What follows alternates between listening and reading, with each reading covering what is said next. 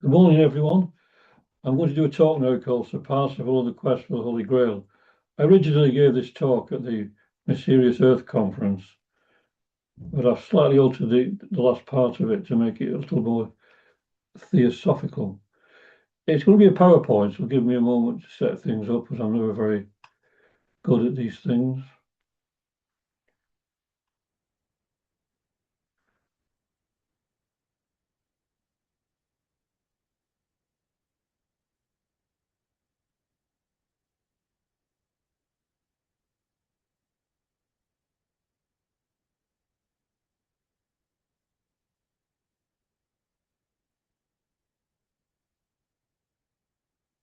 Right, I think we're underway, just about.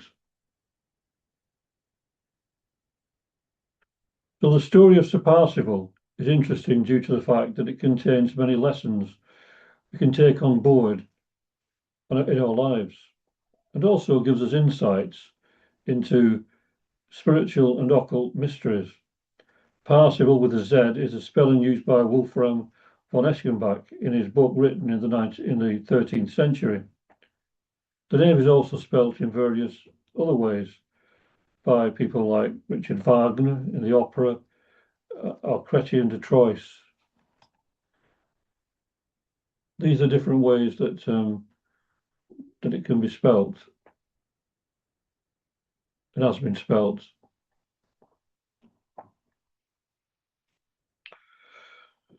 But it'll be interesting as I give this talk to relate certain elements to our own lives and to our psyche in general. Lots of elements of this story can relate to our own journey, no matter what path we are on. The story is part of the much larger Arthurian legends, full of colourful and exciting tales that have been written of countless times, as well as, of course, films and TV adaptations. The quest for the Holy Grail is one of the most profound and spiritual episodes of Arthurian legend. Emerging from medieval romances, particularly the Vulgate cycle and later Le Morte d'Arthur by Sir Thomas Malory, it transforms the chivalric adventures of King Arthur's knights into a mystical allegory of faith, purity, and divine grace. So the story begins in Camelot during a great feast, when the Holy Grail, an otherworldly radiant vessel, appears in the hall, veiled and borne by unseen hands. Its presence fills the room with heavenly fragrance and light, yet it quickly vanishes, leaving the knights awestruck. Inspired and humbled by this vision, the knights of the Round Table swore a solemn oath to seek the Grail and behold it unveiled. King Arthur, though proud of their zeal, grieves inwardly, sensing that the quest will bring about the dissolution of his fellowship. Here we see the knights armed and ready for the departure on the quest for the Holy Grail. That's by Morris and Co., William Morris and Co. So the knights scatter across Britain and beyond, each embarking on his own spiritual and physical trials. For most, the quest proves impossible. Knights such as Sir Gawain pursue it as a matter of honour or adventure, failing to grasp its sacred nature. Others are undone by sin, pride, or moral weakness. The quest, unlike worldly combat, cannot be won by strength or valour alone. It demands inner purity and divine favour. That's the kind of thing that we need in life in general. This is Sir Gawain and Sir Owain at the Chapel of the Sangreal. It's the failure of Sir Gawain and Sir Owain.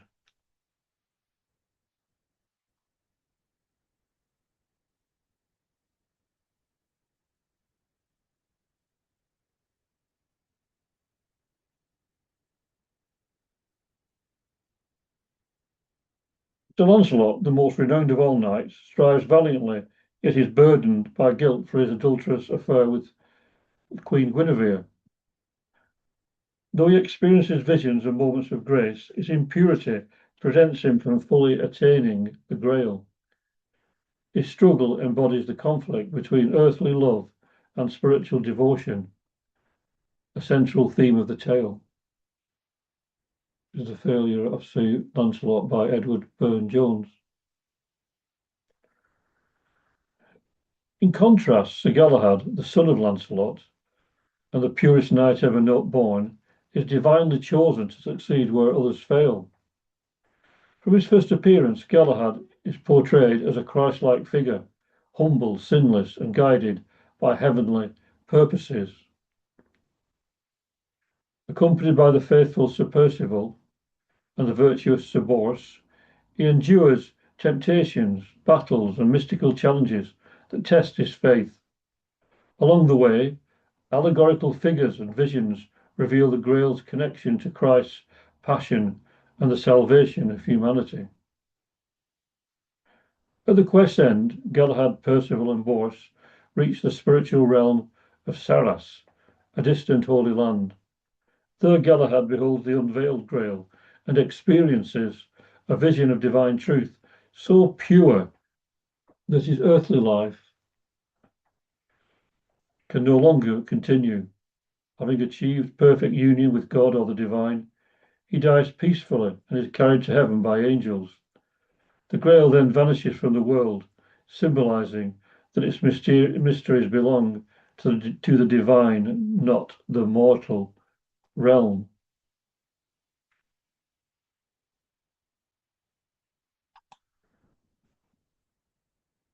How Sir Galahad, Sir Bors, and Sir Percival were fed with the sun's Grail, Holy Grail, by Dante Gabriel Rossetti.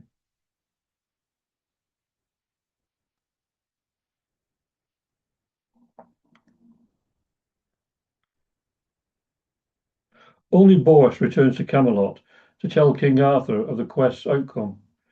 The fellowship of the Round Table is forever diminished. Many knights have perished or abandoned their oath. Arthur mourns, realizing that though the Grail quest brought spiritual glory, it also marked the beginning of Camelot's decline. The tale concludes with a sense of awe and melancholy. Earthly ideals of chivalry, honour, and love are revealed to be fleeting when measured against divine truth, which is a lesson we can all learn from any tradition. Life is transitory. Only the spiritual remains forever. So the quest for the Holy Grail thus serves as both a spiritual allegory and a moral reckoning. It challenges the knights, and by extension humanity itself, to seek not worldly fame, but purity of heart and closeness to God or to the divine. The story endures as one of the most moving explorations of faith, redemption, and the limits of human virtue in medieval literature. So in this more Christianized version, it is Sir Galahad that is supplanted as the Grail Knight, in the same way as Sir Gawain was originally the Knight of the Goddess, according to John Matthews, but was relegated to a womanizer by the Christians as he was associated with paganism. As you can see, he was classed as a failure, as was Lancelot. Chrétien de Troyes was the first to write an account of Parzival's adventures, but it was never quite finished. Next, it was Wolfram von Essenbach who expanded it into a massive epic. Now, through the ages, the Grail has been a fluid symbol, sometimes a chalice, a stone, a cauldron, or simply a symbol of the spirituality and the heart.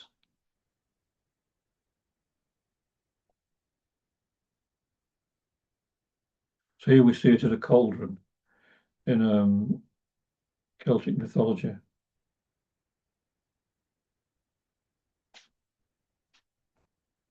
And next is a chalice. So the tale is a tale of Parzival's spiritual awakening, and also the spiritual awakening of every man and woman symbolically.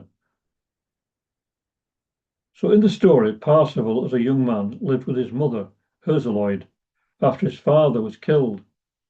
They lived in the wilderness to keep him safe, as she feared the violence that knighthood would bring to him. He very much lived a life of innocence, like the pure fool in the tarot card. We can sort of relate it to that in the modern world. Even in Buddhism, the Prince Siddhartha, who became the Buddha, was kept in the palace walls by his father for the same reason. Interestingly, there are many tales in different cultures regarding this protection from the evils of the world relating to certain spiritual figures.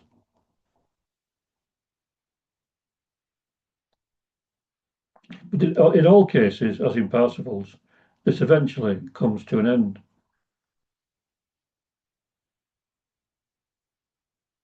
One day, Parzival sees some knights riding through the forest and mistakes them for angels of shining steel. If we are sheltered from everything, of course, our perception of the world is different. In the film Dogtooth, the parents of 3 grown-up children are confined within the walls of their estate for the same reason as Parzival was. They are told strange things.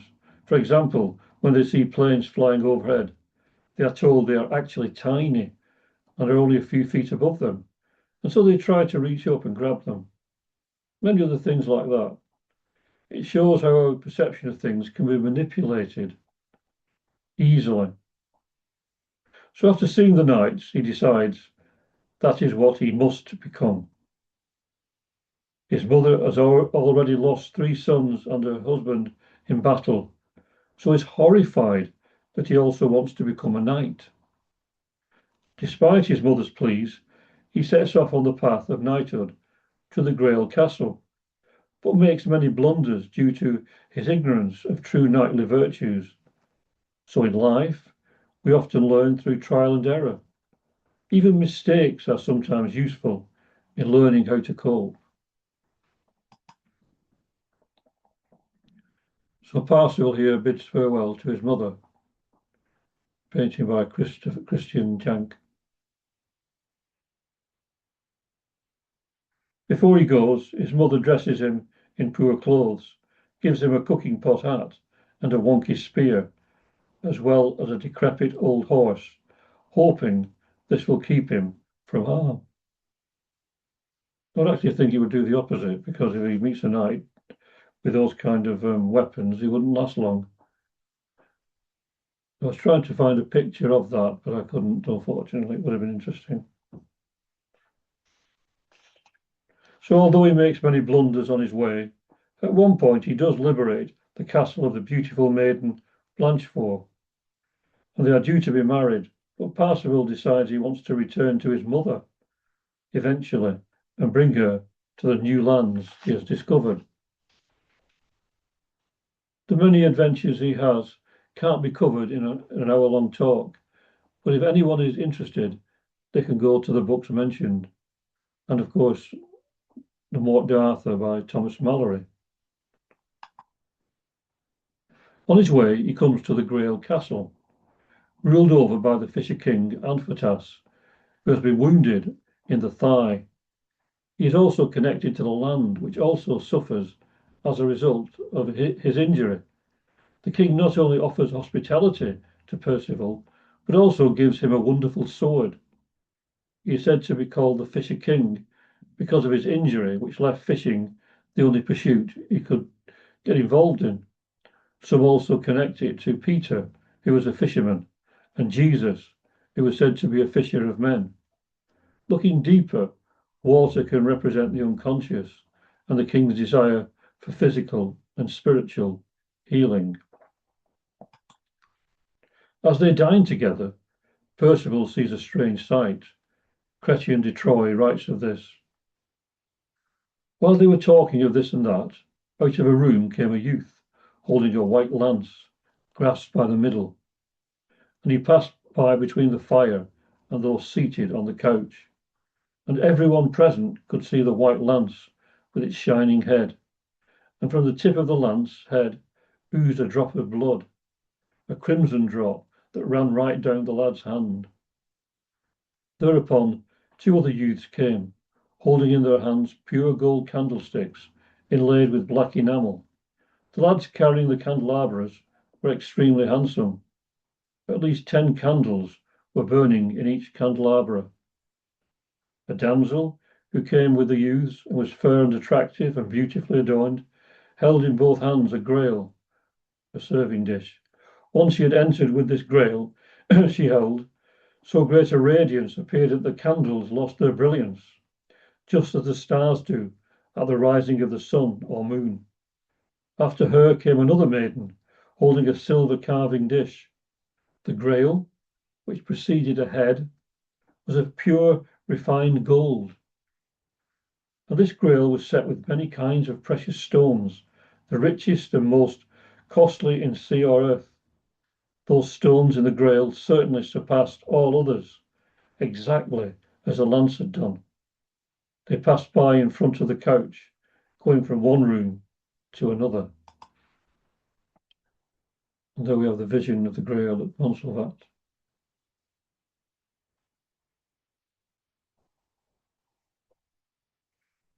So Parzival is supposed to ask the question, "What ails thee?" to the king, which should have cured him and the land. But he is so overwhelmed he forgets to say anything. And in the morning, the castle has disappeared, and Parzival sets off to learn compassion. Compassion, as we all know, is an important element in the healing of the world in general, the healing of the earth and the earth's wounds, and to awakening our spiritual nature. It's important then to ask the right question at the right time. We have to think, how many opportunities have we lost to ask this right question of ourselves and of others? So Parsifal continues to wander and has many more adventures, but his failure to ask the question haunts him continually. On his travels, he meets teachers like the knight Germanans, and he marries Condwiramus, who brings a little stability to his life. Maybe he needed the yin energy in his life for balance. During this time, he develops the compassion that he needs and returns to the castle to ask the question, and he heals the king and the land and becomes the new Grail king. So now we move on to Richard Wagner, who was strongly influenced by spirituality and Buddhism. He used elements of this in his opera Parsifal, Parsifal, Parzival. Now, Richard Wagner's opera tells a similar story, but adds certain mystical elements and also characters that are not in the original story, such as Klingsor, the magician, and Kundry, who's a kind of witch controlled by Klingsor. The 1882 premiere of Parsifal at Bayreuth in Germany was the culmination of Wagner's lifelong artistic vision.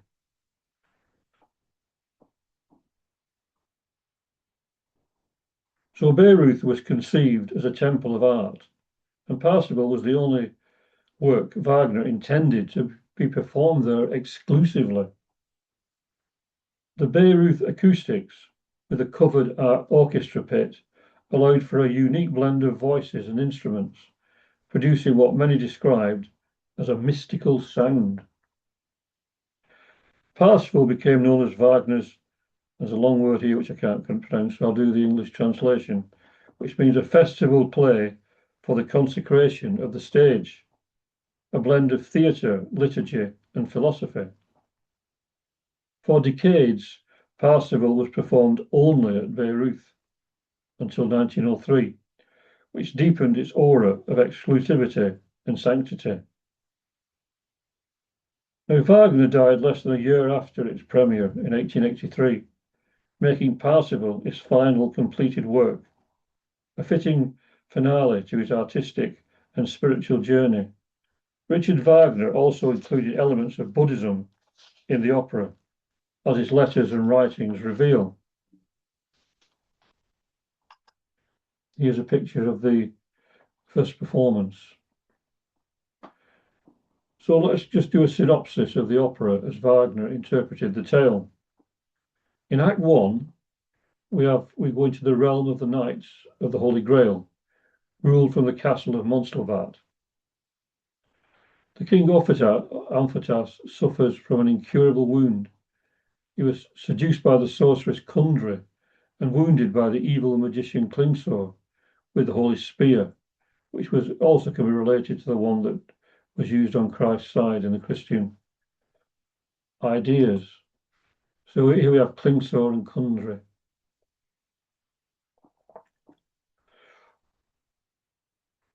The wound will not heal until a pure fool, enlightened through compassion, arrives to redeem him. This shows Wagner's interest in Buddhism. And then a young naive hunter appears, Parzival. He has killed a swan without understanding the sacredness of life. Though he seems clueless, the knights sense he may be the awakened redeemer. Though we see him killing the swan. There's a similar story in the story of the Buddha's life, where he did the same thing. So obviously we see that Wagner probably got this idea from that. I'm not sure whether it was in the original story. If not, maybe that also came from the same source. So Germanans, the wise knight, takes him to witness the Grail ritual, but Parzival fails to understand its meaning, and he is dismissed as ignorant. So now we come to Act 2. In Klingsor's magic castle, Kundry, cursed to wander between servitude and seduction, is forced to lure Parzival. But Parzival resists the flower maiden's temptations in the castle. Kundry tries to seduce him with a kiss, but at that moment, Parzival has a vision of Amphitas's wounds and realizes the depth of human suffering. Sometimes we have to go through suffering ourselves to realize what suffering really means and to have the strength to overcome it, or to witness suffering of some kind, to know how people do suffer. And that develops compassion, because sometimes we just have this feeling that we want to try and relieve that suffering from people. And then we get compassion and develops into the doctrine of the Bodhisattva. It gives up nirvana to help humanity. So this awakening gives him compassion and strength. He rejects Kundry's advances. Enraged, Klingsor hurls the Holy Spear at him, but Parzival seizes it. With the sign of the cross, Klingsor's magic castle collapses. There we see him ready to hurl the spear at Parzival.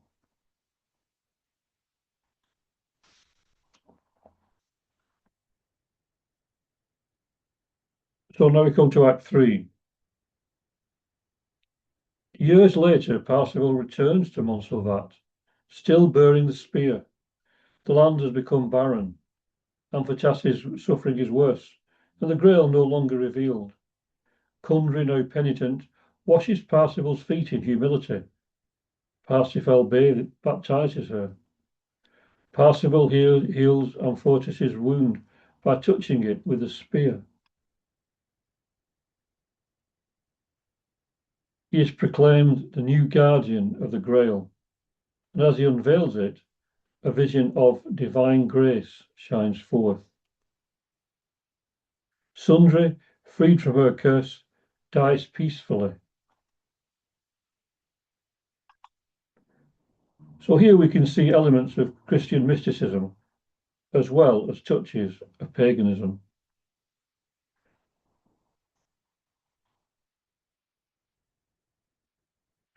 So let's look at the more mystical elements to this story. Up to now, it's been very much the Christianized version. Well, let's look at different interpretations and ideas behind the story. So it's a very colourful world, and into this enters the Grail, transformed from a mystical cauldron in pagan mythology to the cup that held the blood of Christ in the Christianized version of the tale. There's a book, The Mystical Way of the Arthurian Quest by Derek Bryce. And in this, he says, symbolically, the Grail, the vessel which in Christian legend contained the blood of Christ, represents the human heart in the spiritual sense, seen as a spiritual receptacle. Seeing the outside of the Grail corresponds, therefore, with reaching the primordial state of true man, accomplishing the lesser mysteries of classical antiquity. Seeing the inside of the Grail represents the greater mysteries, experiencing the superior states represented by the heavens, and onwards towards divine union. Of this ultimate state, the old Chinese sages said, words cannot describe it. And that is why the Grail, especially the pre-Christian Grail, is represented like a talisman, having wonderful and magical properties. For there is no other way of describing the superior spiritual states than by analogies, which suit the mentality of the listener or reader. And in Arthur Cotterill's book on Celtic mythology, he tells us of these ancient cauldrons that possessed mystical powers. He says that some cauldrons, such as Dagda's, which I think is this one here, combined the magical properties of both plenty and rebirth. Similar mystery bowls or cups feature in Greek or Eastern myths as holy vessels of spiritual insight. Ultimately, the early Celtic cauldrons find expression in the Arthurian Grail, which overflows with spiritual sustenance and leads the hero from death to immortality. And John Matthews, in his book The Arthurian Tradition, says, within the Grail is seen to reside healing for all the hills of creation. With its finding, or with the experience that comes to those who discover its innermost secrets, comes a release of energy, of selfless love and service, which could change the world for all time, perhaps even bring about the end of time, the rolling up of the great cosmic chart upon which the history of humanity is written. So John Matthews suggests here that we modern questers study the successes and failures of the Grail Knights in the stories, as they are really the stories of every man and woman to achieve some kind of spiritual enlightenment, no matter what tradition or religion they follow. He says of these seekers that they set forth knowing nothing of the perils that awaited them, and even as word of successive failures reached their ears, they continued the search, unabated, establishing new paths, setting out fresh waymarkers for those who would follow.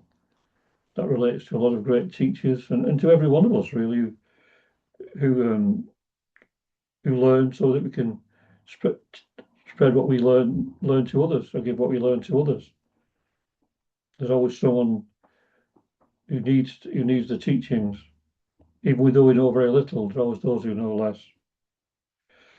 So later he adds, it is not required that those who follow the Grail today adhere to any specific creed or cult, only that they seek the general good, the healing of the barren lands. And also he says, it binds together all who are of its family and its fellowship. It is a gateway between worlds and a bridge to the divine. So you couldn't have said it better. A gateway between worlds and a bridge to the divine.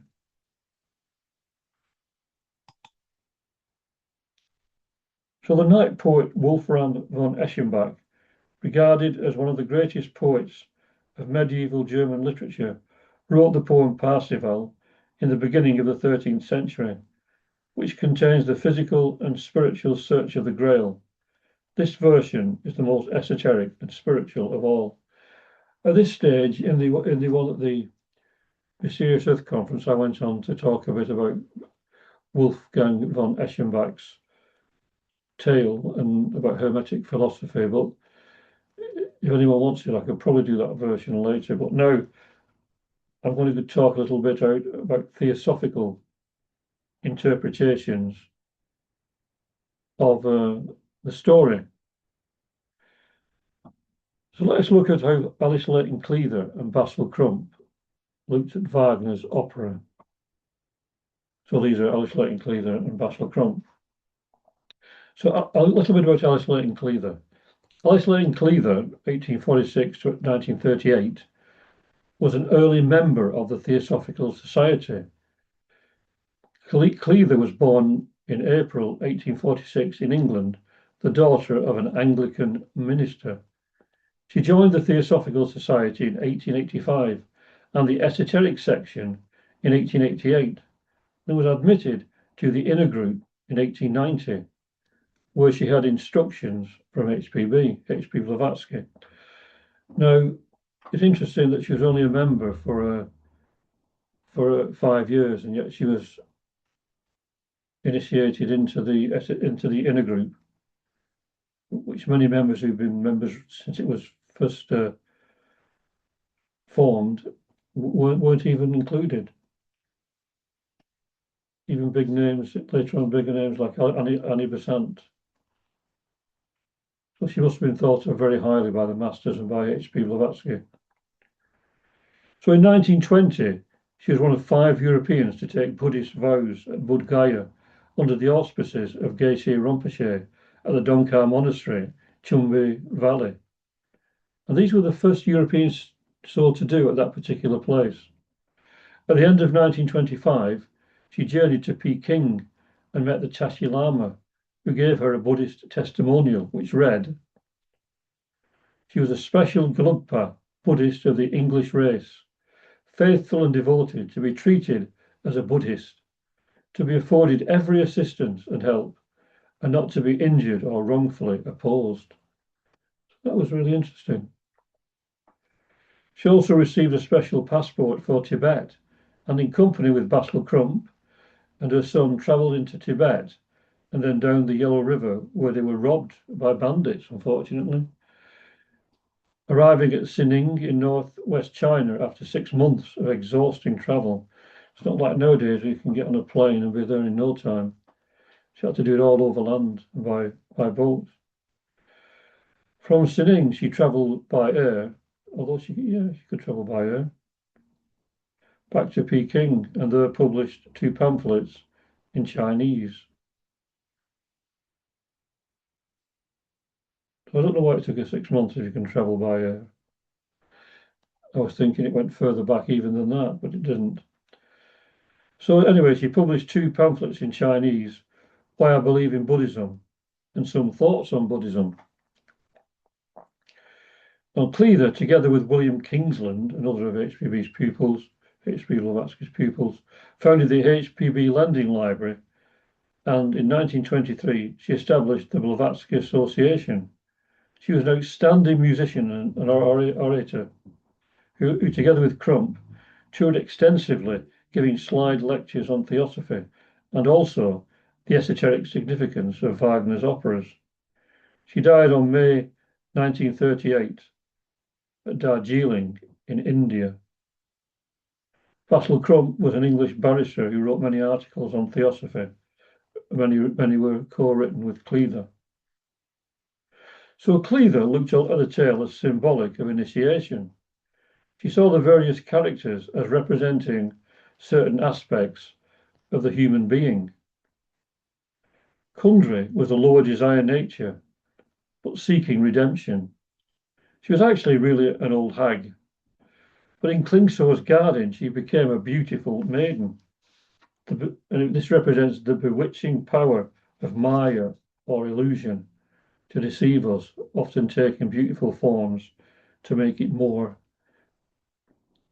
potent. One wouldn't be fooled by ugliness, but by something beautiful. It's a lot harder to resist. So now Klingsor. He is part of the human nature that wants power, but without any kind of moral sense. We all know some of them, don't we? Most spiritual figures have adversaries, which represent the battle we have against our lower nature. Like Krishna had King Kamsa, and the Buddha had his cousin Devaki. Jesus, of course, was Barabbas, and other people who were opposed to him. So this represents the battle we have against our lower nature. So he represents the part of us that fights against our efforts to progress on the spiritual path. all the obstacles that we come up against, all the things we have to fight against. Parzival is the questing soul that has to become enlightened through compassion and many trials. He begins in innocence, and after many trials and mistakes, learns that only love and compassion can raise the soul. In a wider sense, it is the journey of humanity from unconscious perfection in the higher realms of being through becoming an awareness of our imperfections, which we're doing now, and finally to conscious perfection, if there's ever such a thing. It's a cyclic journey. She also writes, Parzival, the pure fool, who through innocence and many trials became the Grail keeper, which office is connected to the mysterious figure of Prester John, which you see here. That mysterious personage, Prester John, who is so intimately connected with the legend of the Holy Grail. About him, very little appears to have been definitely known, save the exalted nature of his office and his great wisdom and purity of character. They connect the Grail with the East and say that the Grail came originally from the East, and it was brought from its mountain fastnesses in India, probably the Himalayas, and placed in the sanctuary of Montsalvat in the Pyrenees, in order to spread its light and wisdom in Western lands. When the mission was concluded, the Brotherhood returned once more to the East with the sacred vessel. It would seem that Cleather and Crump are suggesting that the Grail is something tangible, rather than just symbolic, or perhaps they are using the symbol of the Grail to suggest the spread of spirituality to the West from the Brotherhood of Bodhisattvas who dwelt in the Himalayas. There's a lot about Prester John on Wikipedia and on the internet. Well, the first paragraph says that Prester John was a postulated Christian patriarch and king. Stories popular in Europe in the 12th to the 17th century told of a Nestorian Plutarch patriarch and king who was said to rule over a Christian nation lost amid the pagans and Muslims in the Orient. The accounts were often embellished with various tropes of medieval popular literature, depicting Prester John as a descendant of the three Magi, ruling a kingdom full of riches, marvels, and strange creatures. That's what the Wikipedia says, but I've got a feeling it goes much deeper than this. It's probably a highly Christianized version again. Maybe Prester John was a member of the Brotherhood of Bodhisattvas, which the Theosophical masters belong to. But he is purposely kept as a mystery for us to use our intuition on. Obviously, with the way Alice Leighton Cleaver talks about it, it was much deeper than that, much more profound. So let's think generally about our own individual journey. We talk about knights. Of course, knights can refer to both men and women. And we've seen from our previous meditations, the warrior spirit is all important for the aspirant. Well, this is not a belligerent state of mind, but a steady focusing on the highest goal that we can individually conceive of, and the determination to achieve that goal, despite the efforts of life to throw us off course. This is why anyone with a soul thrills to the adventures of the Knights of the Round Table. This is another picture which I forgot to put on with Prester John, just a very quick one.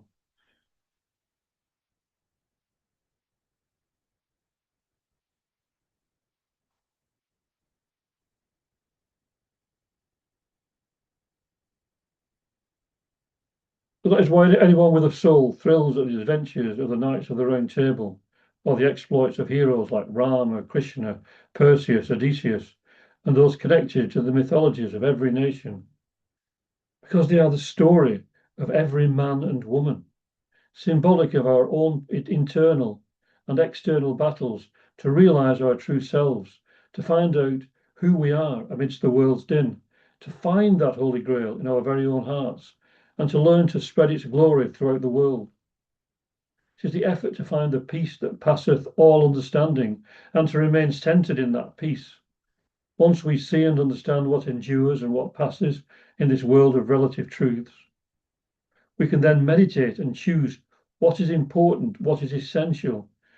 We can see that when we spend money on mere baubles in the busy marketplace of the world, when what is real, the Holy Grail, is free and the birthright of every living thing, and something that we as human beings, in the true sense of the word, can access at any times if we only learn what are the true values in life. Now, this is an excerpt I'm reading now from a talk I gave on Sir Gawain and the Green Knight. Sir Gawain had a shield, and on his shield he had 5 things written: compassion, loving kindness, openness, integrity, and courtesy, which are actually 6 things. I don't know why he didn't have 7, because we call the Theosophists the Seveners, because everything's in this solar system goes in sevens, 7 principles and 7 levels of being, etc., etc. But he had on his shield compassion, loving kindness, openness, integrity, and courtesy. These will get us through if we equate integrity with purity and openness with innocence. We have to become as little children if we are to enter the kingdom of heaven. But at the same time, the kingdom of heaven must be taken by force, if by force we just mean perseverance. The masters have said that we need burning sincerity, and that this is vastly superior to numbers. What wonders can be worked with sincerity and strength of mind, coupled with moral courage and an unselfish motive. This is the basis of the spiritual path. And it is this path that we must follow when we emerge from the castle of our words and concepts and take the road that leads to the castle of the Holy Grail. Life is a time of adventures, but all the adventures are not necessarily good ones. There's a lot of pain amidst the bright sparkles. Indeed, if there are any bright sparkles for some people, there's not even that consolation. If we look back upon our lives, we can see the many twists and turns in the road, mistakes that we made, or apparent mistakes, and wrong choices. But if we look deeper, we can see that all these are leading us onwards and even deeper towards our own grail, towards the love that sustains us all.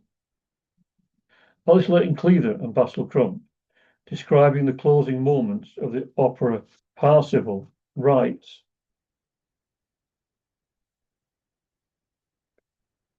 "A ray of light descends upon the cup, which glows with an intense lustre, and as Parsifal elevates it, the white dove of the Grail, emblem of the divine spirit, floats down from the dome and hovers over its messenger.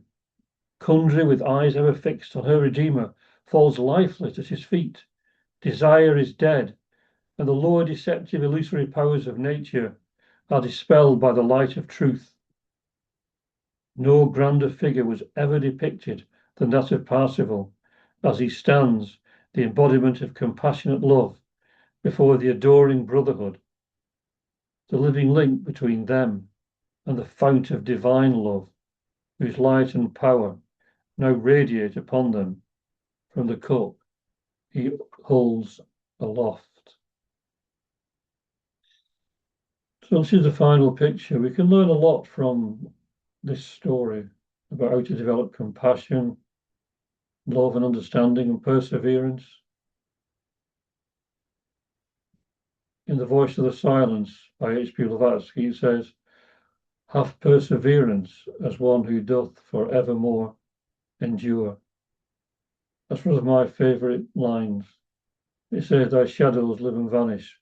That which is in thee is eternal." Our shadows are our personal selves. So we learn as we've heard earlier on, we learned about the transitory nature of life through what happens to us, our experiences.